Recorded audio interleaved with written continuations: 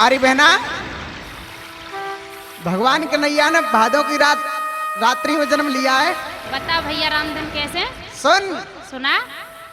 अरे लियो कृष्ण अवतार रात भादों की रैनी अंधेरिया में सब सोए गए मथुरा नगरिया में। लियो कृष्ण अवतार रात भादों की रैनी अंधेरिया में सब सोए गए मथुरा नगरिया में। लियो कृष्ण अवतार रात भादों की रैनी अंधेरिया में सब सोए गए मथुरा नगरिया में। लियो कृष्ण अवतार रात भादों की रैनी अंधेरिया में सब सोए गए मथुरा नगरिया में।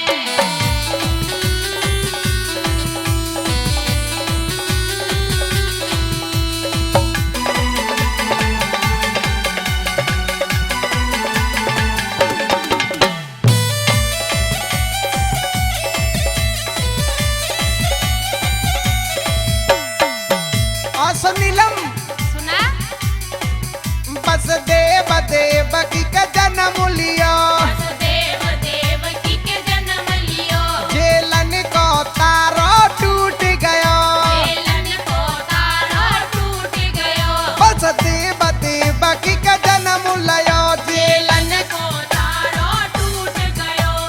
हट गए वज्र की बार रात भादों की रैनी अंधेरिया में सब सोए गए मथुरा नगरिया में। लियो कृष्ण अवतार रात भादों की रैनी अंधेरिया में सब सोए गए मथुरा नगरिया में। बोलो ब्रजलाल कन्हैया की।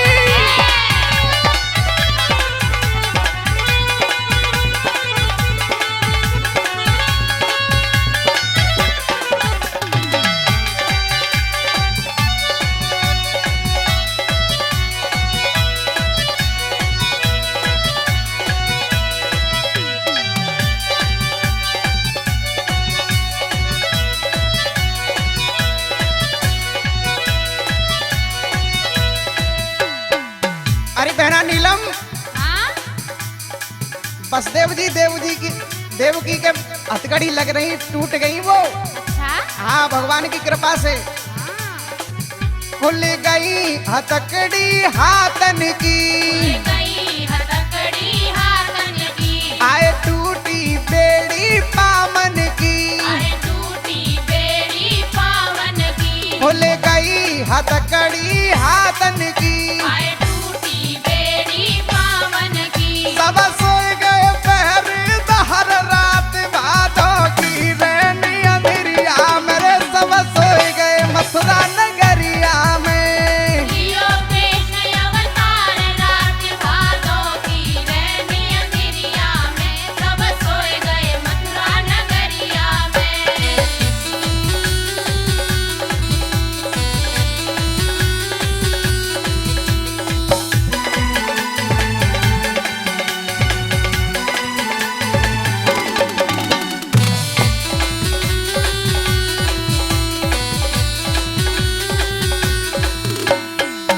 और बहना सुनी, सुनाई दे बहना। मैया देवकी कहने लगी बसदेव जी से कि इसको पलना में लेके गोकुल में कर आओ।